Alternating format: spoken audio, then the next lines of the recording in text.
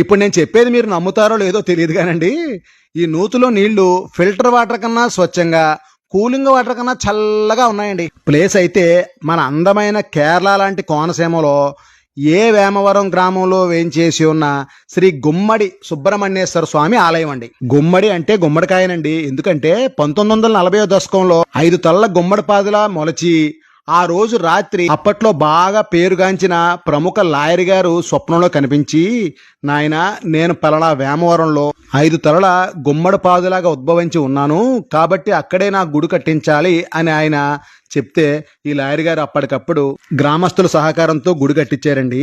ఈ స్వామివారిని దర్శించుకున్న వారికి గుమ్మడి పండు లాంటి బిడ్డ పుడతాడు కాబట్టి ఈయన్ని సంతాన సుబ్రహ్మణ్యేశ్వర స్వామి అని కూడా పిలుస్తారు. ఇంత గొప్ప విశిష్టత ఉన్న ఈ బొజ్జగనపై తమ్ముణ్ణి ఈ నవరాత్రుల్లో మీకు చూపించినందుకు మాకు చిన్న లైక్ ఇచ్చి అసలు ఇంటర్నెట్లో లేని గొప్ప ఆలయాన్ని షేర్ చేయండి.